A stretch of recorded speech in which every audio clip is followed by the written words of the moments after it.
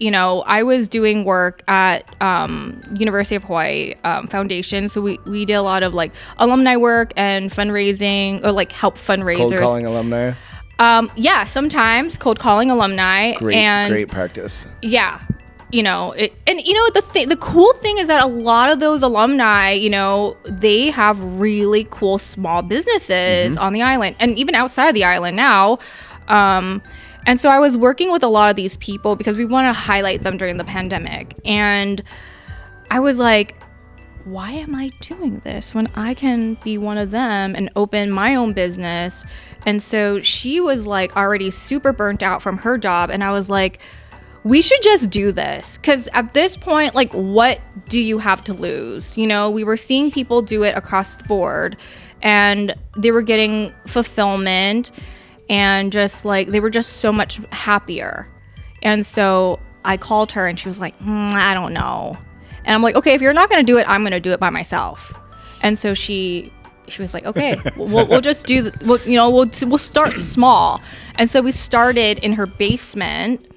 And we just ordered, in the where was this? In her house here in Portland. Okay. I was still in Honolulu at the time. And then I quit my job and I flew up here and we started out of her basement. I really want to buy this. Wrote them an offer. I had no clue 50 or something for it. They paid like 30. Yeah, I put it on TikTok. I put it on Instagram, depending on the video.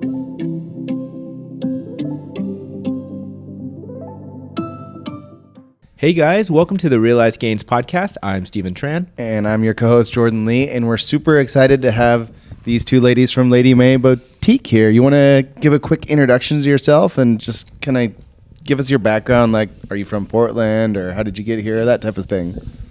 Okay, I'll start. Hi everyone, I'm Sharon and I co-own Lady Mae Boutique with my sister Donna. I'm from Honolulu, Hawaii. I got here because Donna moved here a few years ago for a job, and I was kind of tired of the Hawaii life. I know. Oh no. I know. It was what? Sometimes you're on an island, and it's a little bit. It gets a little, island fevery. But I have a background in nonprofit and fundraising, and yeah. Donna, I'll let you. Hi, I'm Donna. I moved here about 6 years ago for a job. What kind of job was this? I worked at Williams-Sonoma. Oh, like the one on in Northwest, or which one? Well, I worked for one of their companies, which is called Rejuvenation, Hardware and Lighting. So I did like installations, like hardware sales and like plumbing and stuff like that. You weren't selling mixers? No, I wasn't selling mixers. I wanted to sell mixers. I thought I was going to sell mixers, but I wasn't. So I did that. But my background is in fashion retail. I was in it for... I still am in it for over a decade. My background is in fashion design. That's what you did at school? Yeah. So I have a BS in fashion design, and From University of Honolulu? University of Hawaii at Manoa. At Manoa, okay. Yeah. And that's kind of like how it all got started. Were you looking specifically in Portland, or were you just open anywhere in the U.S.? We had been vacationing in Portland for a few years, and we kind of just fell in love with the city. Did you have family here, or like what? Why vacation in Portland? We have no family here. Actually, I came here in 2017 on a trip and fell in love. And actually, we had some like family friends who had investment properties out in Portland, and they were like, you might want to look in Portland instead of Seattle, because a lot of our family were moving to Seattle. Okay. And so we came out and looked around, and we're like, okay, yeah, I think we can make it work. And yeah, the rest is kind of history. It's always interesting to me, like, what draws people to the city, right? Because, like, a long time ago, it was Multnomah Falls was the destination, right? And then, it's kind of morphed over the years, but that's interesting that your family was like, oh, well, there's like good investment opportunity in Portland. Yeah, and it's kind of, you get like the best of both worlds, right? You get a little bit of city, and then you also can drive out to Monoma Falls, or you can do another hike out there, and then you can drive back to town and get a bite to eat. And it's, I don't know, for us from Honolulu, a small town or a small city, like that's kind of the best of both worlds. Yeah. Huh. Cool. I always think about going to Honolulu for the food. So it does. We do have the best food. I'm not gonna lie. I was telling Steven that, right? Yeah. Like we have even like good smash burgers. You'll find it. Oh yeah. I had a great one. Yeah. So let's go back to Williams-Sonoma really quick. I've always like had this thing for Williams-Sonoma because they would give you better deals when you're cooking there. Like you get a chef card, and so then I've been like loyal to them since forever. But like, what was it like working there?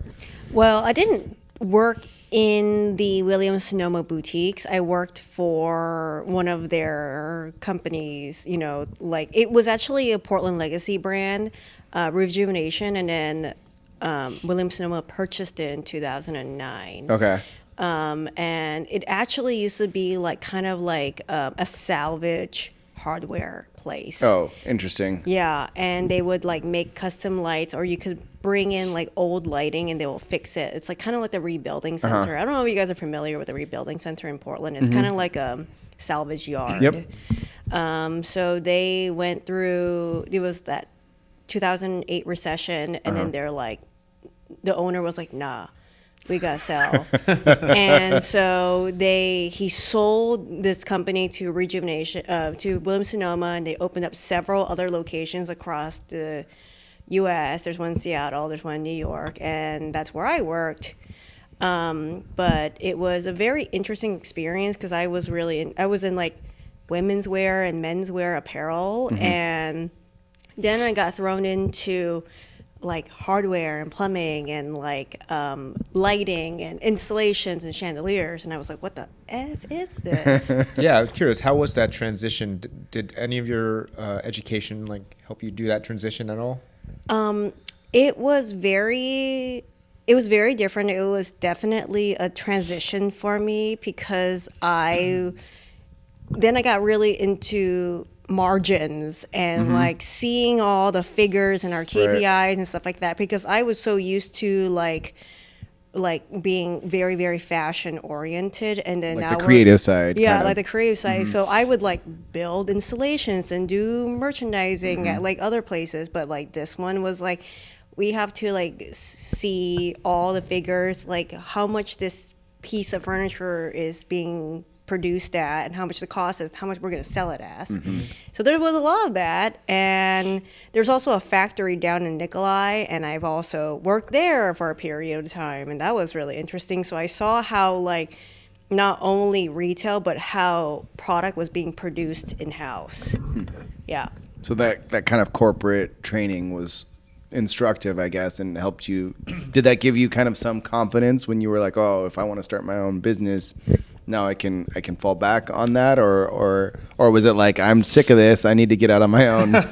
I mean, kind of like both. Oh yeah, interesting. Yeah, kind of like both. Like I really, okay, so this, people think this is weird, but I naturally like people and I like helping people. So this is kind of like very, like retail and customer service is very intuitive to me. And so I don't know, I feel like, yes, I can fall back on like, my experiences in corporate, but I love doing this. I love being my own business. I love being my own boss. Okay. Yeah. Well, before that, can you talk about when that transition started to happen? How long were you at? I forgot what the company's called. Williams-Sonoma Rejuvenation. Offshoot. When did you start making that transition to like being your own business owner? Well, me and Sharon, I was with Rejuvenation for a little over 2 years, and it was during the midst of COVID, and so there has been a lot of transition within the company itself, and I was starting to feel very burnt out and very, unhappy in the situation that I was in. And I had always wanted to open up a business. It was always in the back of my mind ever since I was in college. This is what I wanted, but I just never had the courage to do it. And were you like, I want to open this type of business, or was it like, I want to work for myself? I want to open up this type of business. Okay, so you specifically knew you wanted to have a retail clothing store? Yeah, that's what I wanted. But I needed... And you told your sister about this regularly? She always knew about it, but like she always knew about it. Yeah. I always wanted it, but she was like, hey, we don't really feel fulfilled in our current jobs. Do you want to do this? And at first I was like, nah, that is crazy. Like, how are we going to get the capital? And then she was like, we'll figure it out. And then for like... Wait. Who's the older one? I'm older. So the older responsible one was the one that was like, well, let's just do it. Whereas the younger creative one was like, wait, what do our numbers look like? Yeah. Yeah, no, it's always like that. We're still, actually, that's how we still run our business. Is like, I kind of want all this stuff in the store. I want to buy all this inventory. And she's like, no, we can't buy all this inventory. We need a budget. And so I'm like, no, we'll figure it out. Actually, my mom is a really big risk taker. And really? yes, she loves taking a risk. She's been doing it our entire lives. Now, does she gamble too, or? A little. She loves Vegas. There we go. But she and my dad have always been risk takers. So during the pandemic, I was doing work at University of Hawaii Foundation. So we did a lot of like alumni work and fundraising, or like help fundraisers. Cold calling alumni? Yeah, sometimes cold calling alumni. Great practice. Yeah. The cool thing is that a lot of those alumni, they have really cool small businesses on the island and even outside the island now. And so I was working with a lot of these people because we want to highlight them during the pandemic. And I was like, why am I doing this when I can be one of them and open my own business? And so she was like already super burnt out from her job. And I was like, we should just do this. Because at this point, like, what do you have to lose? We were seeing people do it across the board and they were getting fulfillment. And just like, they were just so much happier. And so I called her and she was like, I don't know. And I'm like, okay, if you're not going to do it, I'm going to do it by myself. And so she was like, okay, we'll just do, we'll start small. And so we started in her basement and we just ordered, in the where was this? In her house here in Portland. I was still in Honolulu at the time. And then I quit my job. And I flew up here and we started out of her basement. Yeah. Okay, so you weren't in Portland at all. You literally came straight from Honolulu to here to do this. And I had just gotten married. Yeah. Nice. Wow. And I left my husband there. Yeah. Yeah. I feel. Yeah. We had to do this. So there was like a spark, like a driving force, where it was like, it doesn't matter if we're working out of the basement. We're just gonna do this. Yeah, at the time we were kind of just open to anything. We were going to like markets in the rain because it rains here all the time, and we were like, trying all different things on Instagram. At the time TikTok wasn't that big yet, and so, and we're millennials, so we're trying to navigate TikTok now, but it's better than me. Yeah, TikTok is insane. It's difficult. It can be difficult. It's like a different kind of storytelling you want on TikTok versus Instagram. Yeah. Well, so for our listeners, I don't think, at least including myself, I'm not sure I'm conceptualizing very well what it means to have a clothing shop out of your basement. So are you like, basically you have pop-up stuff that you're bringing to markets. You're also selling online. Yep. What does that look like? It actually was not working very well, to be honest. We bought racks of clothing. We bought cheaper racks from IKEA. It wasn't like a showroom. It was just like, let's see we'll launch this like website and we'll see how it goes. The first few orders were from friends. We got one order from someone in Portland. We didn't know who that person was. Then we started going to like markets. And then we were like, okay, we need a brick-and-mortar. It's especially for clothing because people need to try it on. People need help with the styling, and people you know, sometimes they need a little hand holding with outfits and clothing. Yeah. Do you want to add to it? I like passing this around. We were, working out of my basement. We were doing the open markets, which I don't recommend. Bringing racks of clothes to in a rainy day. Like not brand new clothing. Like I think like some like vintage clothing or like if it's like vintage clothes or like thrifted goods, I think it's fine. But like for us, we were like a little mini traveling boutique, and it was just being not the most effective. But we did get some like very loyal customers. Yeah, did you get some long-term clients out of it though? Yeah. Like and build your brand that way. Yeah. It's a good way to like test the waters a little bit, right? Like figure out where. Like I was just at a sauna festival, and it helped us like kind of figure out who our clientele was, I guess, if that makes sense. I think that, and then I think it's always good to kind of like you're kind of looking at all your cohorts and who's like buying. So it was a good experience. Then we were like backpacking off what Sharon said. We were like, oh yeah, we need a brick and mortar. People need a fitting room. Instead of going into the public restroom to try on our clothes. Like that was hard.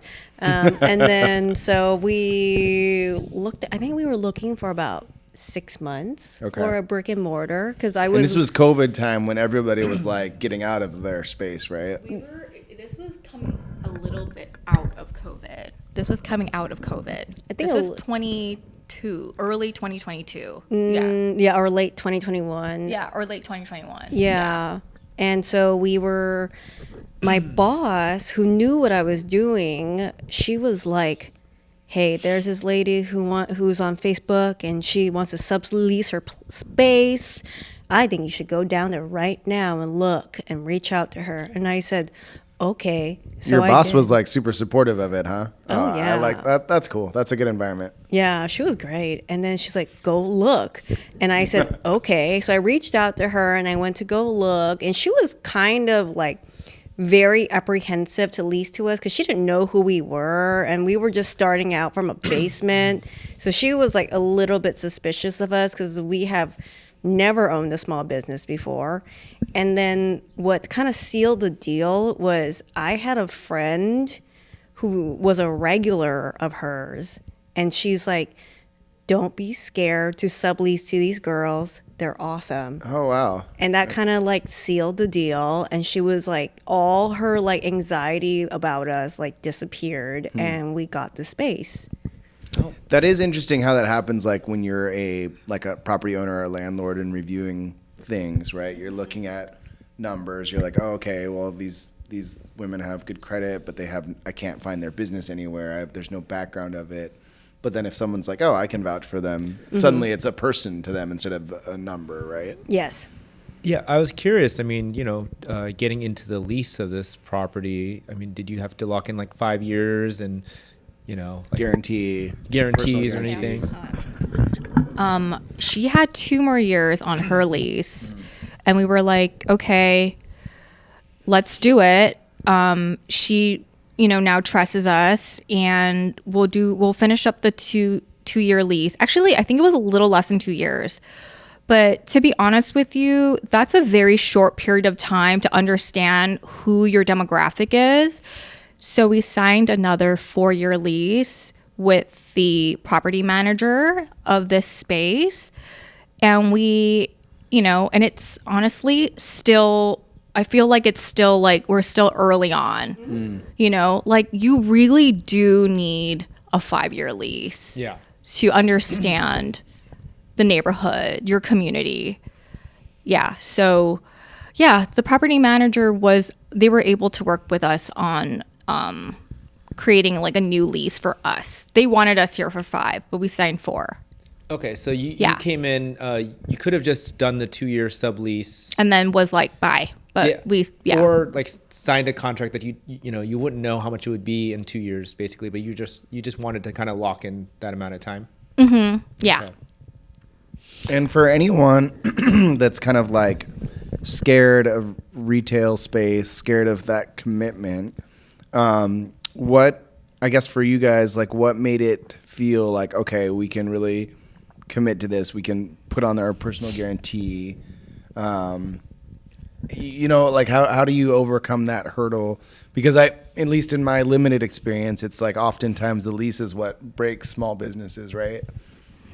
Yes, that's a very good question. We are still navigating that sometimes. Especially when retail's like terrifying right now, right? Because it's very terrifying right now across the board. We talk to corporate, you know, Donna has a lot of friends who work corporate retail, and they're saying sales have been really bad. And that's ultimately what it comes down to. It's your sales. And I think a lot of people I know it sounds silly because you think, oh no, you must know that sales, you know, the revenue like drives a business. You would be surprised. A lot of people here don't think that. They think that you're going to be in this space forever, and they'll come in, you know, maybe the last year of your lease, and they'll be like, oh, so how long have you been here? Oh, I've been here for like, you know, 8 years. I've been here for almost a decade. It's like, oh, I've never seen you before. But anyways, yeah, it's hard. We just, you know, like my mom, we're risk takers, and we were like, you know, we don't know what the economy is going to look like, but let's just do it. We have a really great group of loyal customers who are now our friends, and, you know, we've built this like community with them, and we also know a lot of the people who live around here, and I think that really helps us, you know, being able to stay in this space. Like, we're very, very grateful. Like, there will be some months that we're like, I don't know how we're going to do it. Like January, February, everyone knows that these are slow months, but for a small business, it's even slower for us. You know, it's cold, it's raining. No one wants to take off their jackets, you know, but everyone's going to Hawaii. Yeah. And literally everyone's going to Hawaii, including myself. Me too. Yeah. And, you know, I get it. It's nice there during this time of year, but yeah. But for some reason, Dawn and I are always able to pull through, and yeah, we are very, very thankful for our, you know, our community and helping us pull through. Yeah. Well, what are some of the things that people should know about just opening up a retail spot that most people wouldn't know? Is there any like surprises that you had? Oh my gosh, yes. Get a good CPA. Oh, interesting. You know, when we started, I knew nothing about opening a small business. My parents have a restaurant. They've had their restaurant. It's 27 years now, but they never told me to get a good CPA. They just said, okay, just go do it. And I said, okay, I'm going to open up this business and we'll see how it goes. And it turns out you need a really good accountant who can help you figure out if you want to become an LLC, if you want to become, you know, a sole proprietor, you know, whatever it is. That was one thing. Can you think of another? Oh, there's so many. I'm trying to think. The CPA one is really good. Yeah. Yeah, getting a good CPA, knowing the lease, you know, pretty well, understanding what, you know, when your rent's gonna go up and how that's different from, you know, the CAMs, those go up too. So like, just like knowing those things. Can you explain CAM to our people? You want to do it? I just feel like that's just part of what we're paying for, like the utilities that we use. And then if we operating costs, operating costs, we have a really nice man who comes and like salts the sidewalks when, you know, when it snows, and he trims the trees and cleans up the graffiti. Like, we get it. They all need to get paid, you know? So that's what I think CAMS is. I think that's what CAMS is. Yeah. I don't know what it's abbreviated for. I actually don't know off the top of my head either. Common something. I've heard about it before. Yeah. Common area management. That's probably it. Yeah. You mentioned something about loyalty and how it's like your loyal customers have kind of made it through. And I think that's in any business owners or anyone that's kind of reliant on regular sales or commissions. We're always looking to build loyalty. What is like set you apart in that space? Like, what has kind of driven the loyalty of your customers beyond your friendship? You mentioned you made friends, and which is obviously a great way. We work with and buy from who we know and trust. What are some other, like, what is been your focus on building a loyal customer base? I think just having, being relatable, like this is kind of, also a very safe place where they can come and unwind. And, a lot of people, like last year, a lot of people would come in, had a really bad month or bad week, and they'd be like, I need an outfit. I need to look good. And we'll spend an hour or 2 hours with them, helping them find things. And I think that helps build, credibility and trust, and also friendships. So it's not like having the best selection or the exact clothes. It's more about helping them service-wise, right? I think in our lives over the last decade, we've really commoditized like buying clothes, right? It's always you go online, find the cheapest thing, and hope it fits. And if it doesn't fit, you send it back, right? That's what you do. I mean, I'm just kidding. I think that's what I don't know what he does. What most consumers do now is like, and that's why retail is tough, right? Because it's so tough. People aren't going out to clothing shops as much anymore, but there's this missing element. Like, I still remember being a kid and going into Meyer and Frank's before it was Macy's or whatever. Oh. And, they come and like help you put on clothes, like help you get fit, find the right fit for you. And I remember that being a very different experience. So I think that's an element of retail that it's really missing these days. Yeah, no, I totally agree with you. But I think that's what makes us succeed, because we do offer that. I think what sets us back is that you can't come back and get a refund, your cash refund or your credit card refund. Like we don't offer that because we're small, but we will spend an hour or two with you to find the perfect jeans. Like Donna is so good at helping people find denim, and people love wearing denim here. Some people will walk out of the store buying 5 pairs, and sometimes we sell like 30 pairs in a day, and for us, that's like a success story, is that we were able to help her find different silhouettes, and she feels amazing in all of them.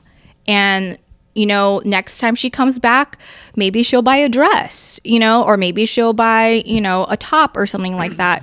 So I think it's giving them that experience, and then filling that like void of very just sterile, going through all these pages online, picking something, comes and it doesn't really fit, and then returning it. Like that's your time you wasted too. So yeah, actually, do you want to say something? Because you're really good at helping that experience. I would like to say that I'm quite the professional, especially because of my background. I think the reason why we've been able to get such a loyal fan base, I'm going to say fan base, I don't think it's fan base, but like a loyal customer, is because we have built an immense amount of trust because of a certain level of educational background and experience that we were able to provide. I have a long history in fashion, and if people are willing to trust me and take my advice to heart and really listen to me, then we have something going, And so we can really break down the fit to like anatomical levels, like down to the fiber, down to the fabrication, down to the fit. And if that's what you want, we can give that to you.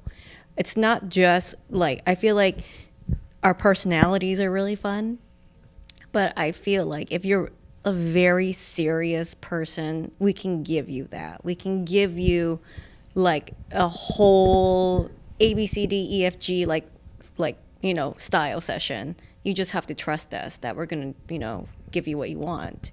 Yeah. And I find that, and it doesn't really matter what field you're in. There's like the consumer that knows exactly what they want, but then there's also the consumer that's like, they've never really had someone help them, like, oh, you would look good in this. Yes. Like they actually don't know what they want, and maybe aren't super confident about that.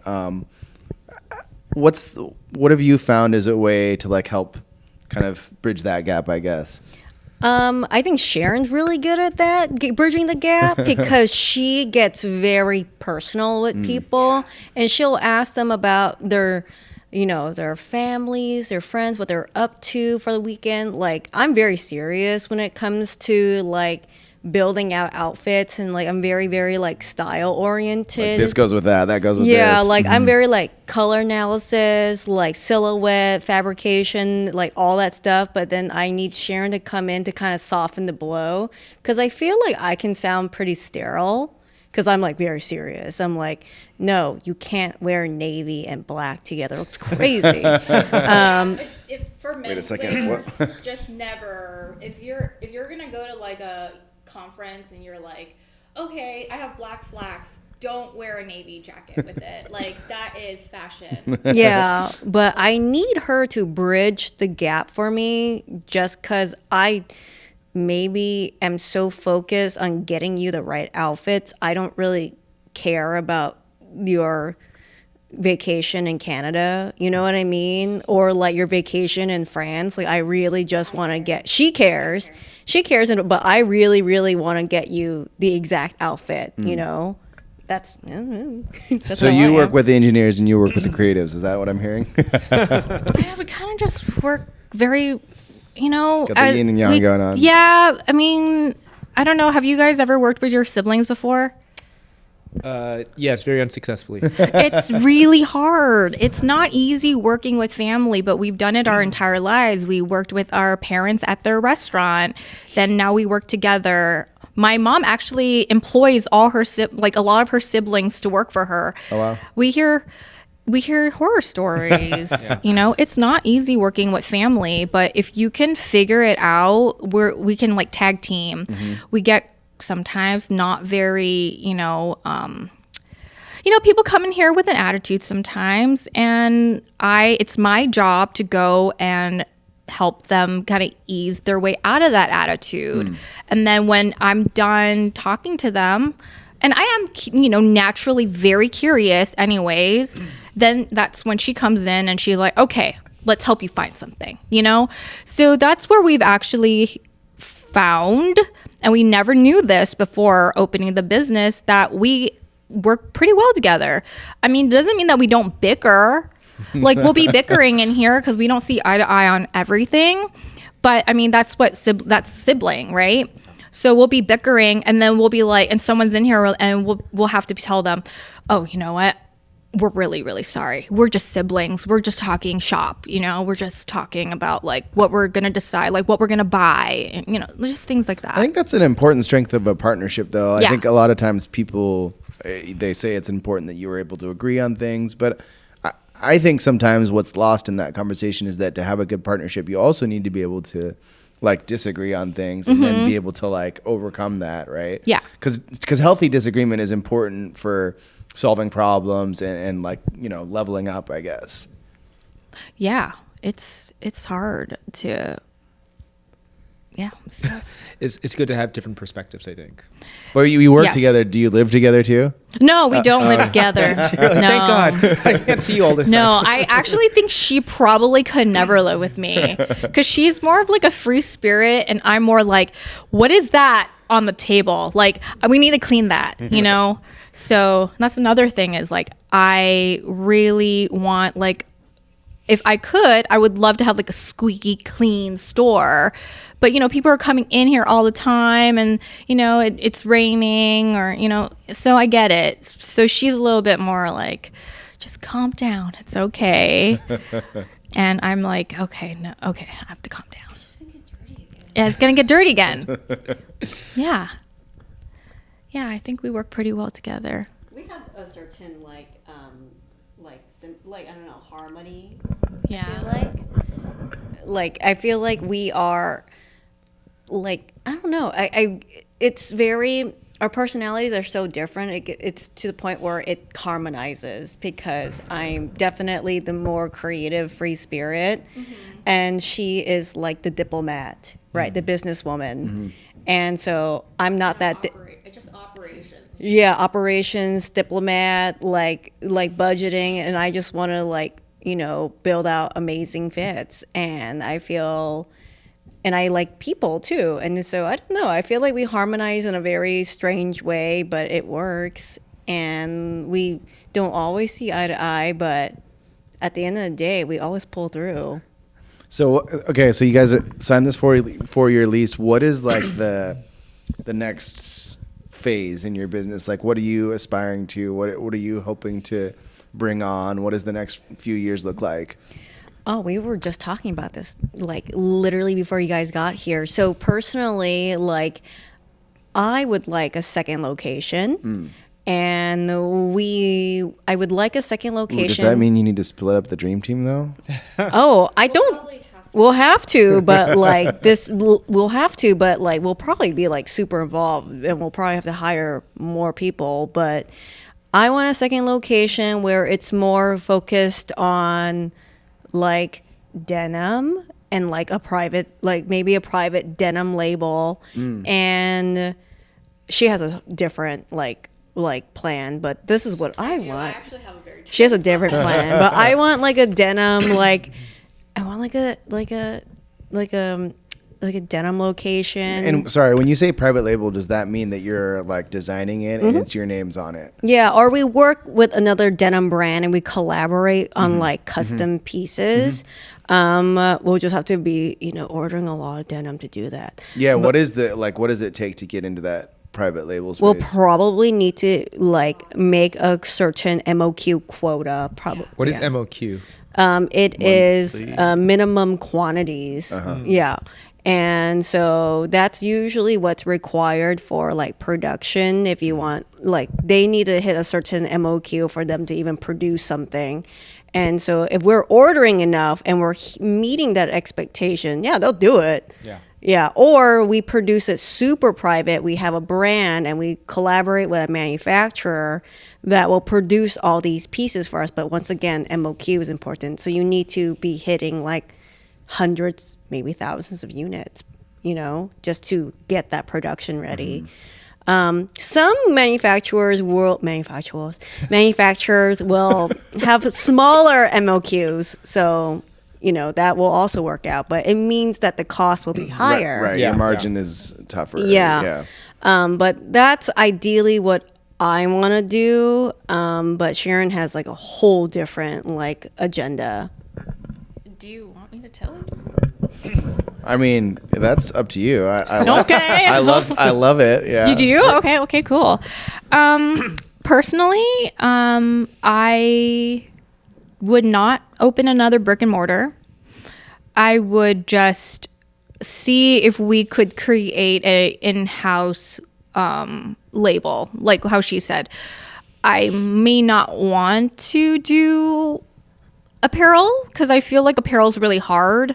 Like the margins are already not great. So I would probably want to focus on something a little, something outside of apparel, probably like jewelry. Like I could design my own jewelry. We already make some of our own like jewelry in store. But other than that, like I would want to grow in that way. I don't know. Brick and mortar is such a beast. Yeah. I don't know if I would. In fact, I would say no. At this moment, no. I'm looking around and I see that there is jewelry. It looks like it makes up maybe 10% or less of your current space. Sales wise, what does the number say? Sales wise, it's probably apparel is kind of our bread and butter. We didn't want to do so much jewelry and so much like accessories, so we invested more in apparel. So we see a lot of boutiques that kind of mix it up. They do, like hair products, they do lifestyle, they do, jewelry. So we're mostly apparel. But, I'm also open to kind of pivoting that this year because last year was, I want to say 85% apparel. Yeah. And I wouldn't mind like pivoting that this year and going harder on a different department. Yeah. I am curious about what you do with like excess inventory of things you don't sell. I'm sure some things go on clearance, but what if you just can't sell things? Is it just a loss, or how do you? Yeah, it becomes a loss. Okay. We donate it I take sometimes. it to, Buffalo. Sometimes. Oh, Buffalo. Yeah. Yeah. Once in a while, I'll take it to Crossroads, Buffalo, and I'll go across town because they can only take one of each piece. So if I have multiples of something, like I have like 3 sweaters, they won't take all 3 sweaters, so they'll just take 1 sweater. And then I would go to another Buffalo, and then I'll go to another Crossroads, and I'll do all that in like one day, just so I can. Highest and best use of your time, right? And then so I'll just go around and do that for like a day, and then we'll get some money back, and we'll put it back into our till and like mosey on our way and do it again, like if we have to. So you can consign it, essentially. Yeah, but we have been lucky enough not to have excessive. Yeah. We don't really have that much unsold goods. Yeah, we're pretty mindful with the amount of inventory order. I think I've only done this Buffalo thing like twice. Oh, yeah. So it's pretty rare. It's very rare. Yeah. We have been lucky to have been able to sell most of the things that we bring into the store. Yeah. And do you guys both handle the buying, or? We both handle the buying. Yes. So when we first opened, it was very like whimsical. We did a lot of dresses. We did a lot of like blousey tops. Now we've been doing more denim because, you know, with just lifestyle changes, people are coming in for more like casual everyday wear. In the summers, we do more like wedding guest dresses. We've noticed that there was like a very, you know, big void in that. A lot of people would come in and be like, I have no idea where to shop for a semi-formal, formal dress. And so we've been bringing in a lot of like, you know, semi-formal, sometimes black tie dresses. Yeah. And you're not like competitive between the two of you of like who's buying what, and it's Actually, no. because I'm just imagining if I'm having a store with my brother, we're gonna be like, okay, who's gonna do better? Who's picking the right stuff? Yeah. No, I don't think we've been competitive in that sense. That. Yeah. No, we have different departments that we buy. So I do denim and basics, and she does. It's not competitive because we have totally different departments that we focus on. You're not like, oh, my denim's sold. No. As we're just happy when things sell. We don't really care. There we go. We're like, oh, it's sold. Oh my god, yay! Like we can pay for this like water bill now. But So I do all basics and denim, and Sharon does contemporary wear. So she does the fashion. So it's split evenly, but we review each other's orders very religiously. So we know what's coming in. So it doesn't mean that we don't, so we touch every order that is coming through. We both do. We just are, you know, we just kind of like initiate different orders. You know, like I get all the denim orders and she gets like the dresses and the sundresses and like the jackets. Yeah. Yeah, I would love to talk about just marketing and branding in general. Like you said, you brought some like a cult following with you from basically your basement and then the Saturday markets basically. Could you talk about how you kind of continue to build that brand? I mean, it's not just all walk-ins from the street, right? We do get a lot of walk-ins from the street. Oh, that does help. Being on It does help. Yeah, that's interesting. So you get a pretty good level. Like, what % of your client base now is just walk-in, you think? That's a big one. I would say it's like It's more than half. yeah. It's more than half. So And that just shows that the retail space is the very retail important. space is very important. In 2022, it was, you know, because we just started. 2022 was a really great year for tourism, and it kind of just went down. And we've been seeing that, you know, more and more. You know, you would think that with more restaurants, like, you know, really good restaurants opening on the street, it would bring you more customers. sometimes it doesn't. You know, it's very interesting. Like there's that new hotel down the street. I mean, I don't know about other people, but for us, you know, it's been so like we get some of their, you know, guests, but other than that, a lot of the people who do come in here are passerby, you know, like they're walking the street. But if we want to talk about our big purchases, those are our regular customers. Those are our like day one loyal customers. Those are the ones to basically help us keep, you know, in business. In terms of marketing is a really hard area for us because I don't know if it's the Portland climate or maybe it's just us. I don't know. It's hard.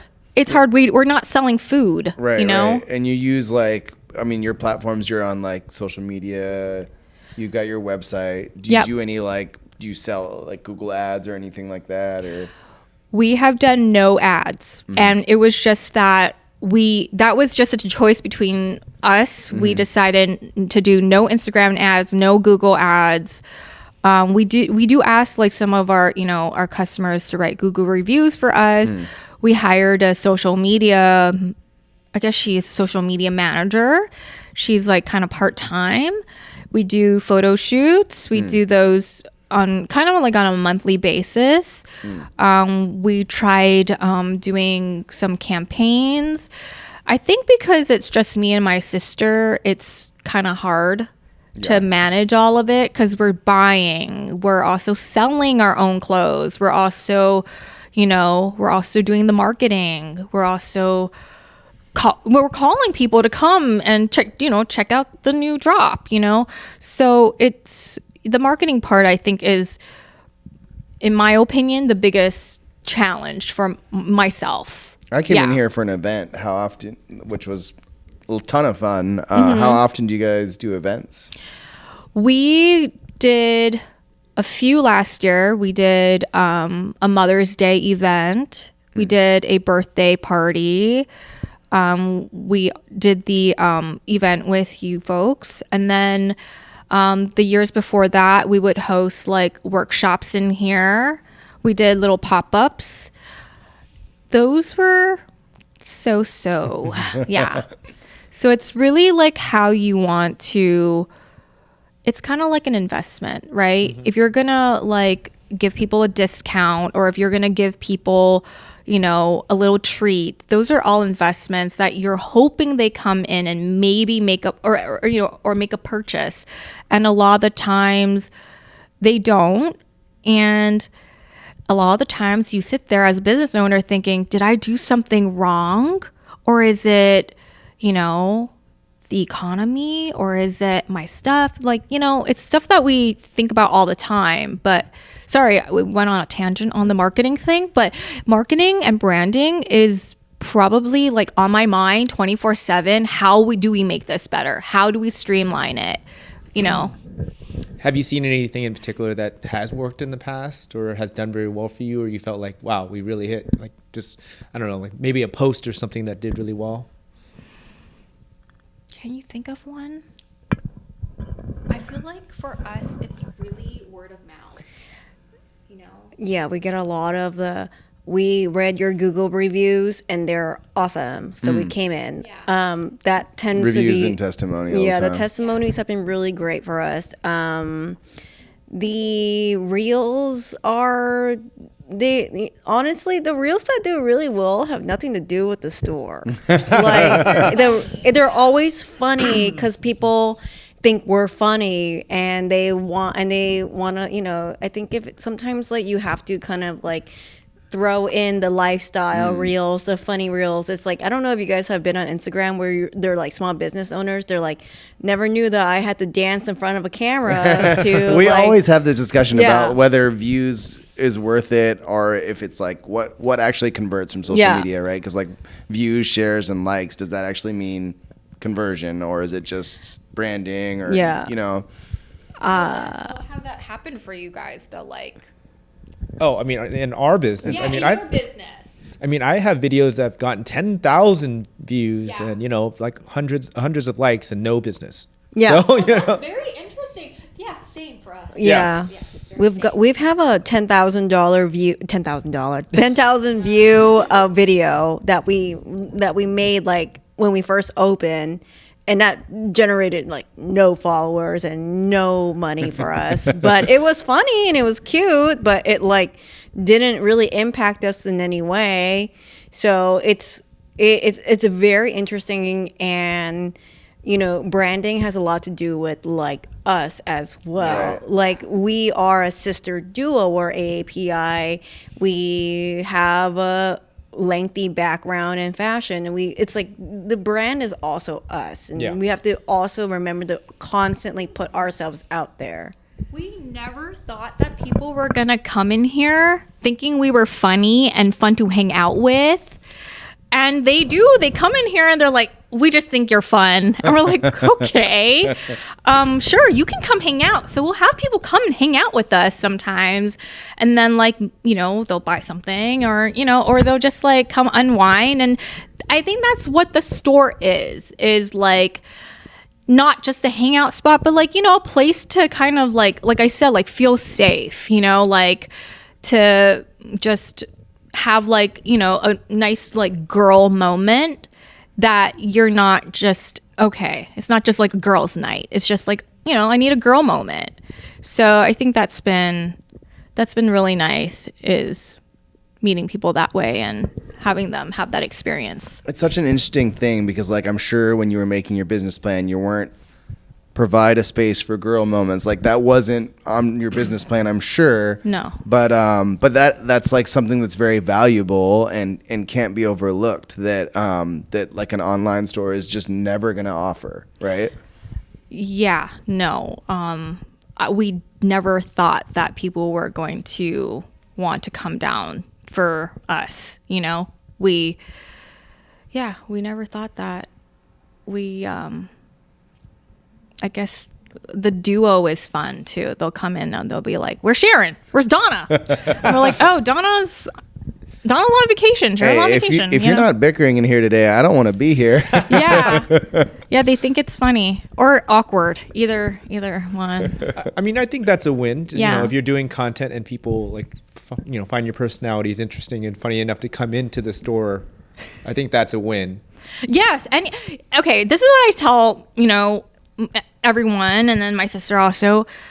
Anyone who steps in here, like comes in here, I already think that's a win. You know, people need to come in, and even if they're not buying anything, it's fine. Just come in, because at least they might come in and they'll be like, oh, you know, this might not be for me, but it might be for my granddaughter. I'll bring her next time. You know, so I always see that as a win. That someone decided to, I'm going to stumble into this little boutique and see what it's about. So, yeah. That's an interesting thing to think about, too, that we often forget about, is like, you know, growing up, we would sometimes, that was our first separation from our parents. Maybe they'd take us to the mall and we'd walk in, like my wife was saying the other day, she'd get to go to Hot Topic. She wouldn't necessarily buy something. Walk around, go to like the bookstore, walk around, to have a space that you can go in and just look and not be like looked at funny. Yeah. And you know, just kind of browse around. Maybe you don't buy anything the first time, but it's like, you know, having that experience is again, it's different from just being very transactional, right? Mm-hmm. And we do get a lot of those. We get a lot of people who are on their like morning or afternoon stroll, and they'll come in here and they'll be like, great, really nice stuff. And then, you know, they'll come back later and they'll like, you know, need a dress or something like that. So I think that's part of being in this like Alberta area, is that, you know, it's like that, like, I'm going on my walk, so I'm going to pop into all these places. It's nice. That's what makes Portland so cool too. Totally. Is that you have all these walkable neighborhoods. Wait, are you on the Alberta Art? Is the Alberta Art Walk still happen? Are you guys on that? They have a last Thursday. Yeah. Is that what you're talking about? Yeah, they have a last Thursday event that we have sometimes opened for, but it's mostly like vendors coming out and like just selling, their goods, and sometimes they'll have a little parade. People play like instruments. Yeah. It's a little interesting. Yeah, they still do it. Okay. Yeah, well, for anybody who's thinking about maybe quitting their W-2 and starting their own business, what kind of advice would you give them? That's a great question. And I want to hear from both of you. Okay. Yeah, we're talking to like people we're thinking about people that are like selling Poshmark stuff, maybe like making $1,000-$2,000 a year or something, and be like, I kind of like doing this.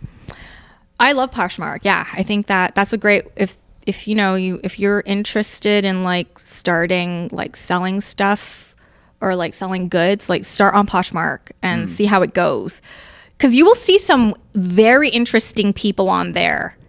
But I think just go for it. People who are thinking about quitting their 9-to-5s. But I also need to let you know that having these types of businesses cost a lot of money. And like you might need a 9-to-5 to supplement the dream, because like when I opened the store, for me personally, it wasn't like, oh my God, this is a dream come true.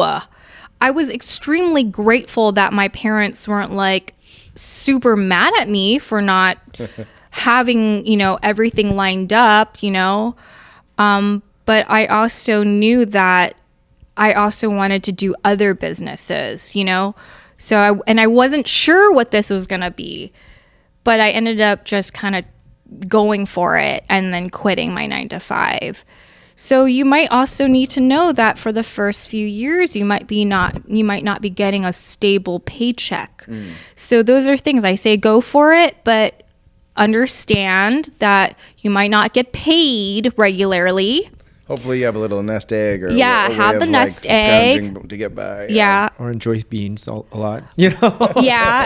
Or and then also like know that you will be doing this every single day. Like just a lot of people are saying, oh, you get to be your own boss. You will never really take a vacation ever again. Right, you're taking your work with you everywhere. You will take your work with you everywhere. You will be thinking about this every day, at night, in bed, only because I hope so, because you want to grow, you're ambitious, you want to be successful. But that's, I say do it. Yeah. She's more of a risk taker. First, I want to say this has always been a dream for me for like a very long time. But I thought about it for a very, very long time, and I slept on it, and I cried about it, and I lost sleep over it. If I wanted to do this, because there's nothing wrong with having the W-2s, the 9-to-5, because at the end of the day, your bills get paid, and that's awesome. I, however, think yes, to backpack off of Sharon, start small. Really think about it. Maybe it is the opportunity for you to set money aside from your 9-to-5 to do this business and then scale it from that way. Maybe you do just start on Etsy. Maybe you do all the free markets. Maybe you do all these things. But remember, you're not going to have a personal life anymore. And that's the risk you're going to have to take. And with every small business owner, there's always going to be consequences. Me and Sharon still don't have a regular monthly, paycheck. Sometimes we take the L, but we think it's worth it. Mm-hmm. So my advice is, if you think it's worth it and you think it's so rewarding, start off small, set aside money, build your capital, and do it from there. Because sometimes I do think about the 9-to-5s, and I'm just wow. Must be nice. But I love doing this. I'm so happy to have this, even though money is inconsistent. But I wake up every day and I'm really happy. Right. I'm thrilled to do it. Yeah. And that's that brings me to an interesting thought. Like, people are always thinking about starting businesses, often from like a hobby or a passion that they like. And it sounds like you two are still enjoying clothing, the retail space. Is there a way to like know? Is it like you guys also wanted to have your own business? You also liked the business side of it, or was it we like clothing so much it doesn't matter what challenges we have on the business side? You know what I mean? I guess the difference between a passion and a hobby versus going into something for like a career in a business, is there some kind of like way of knowing when it's right? No, there's no time to know when it's right.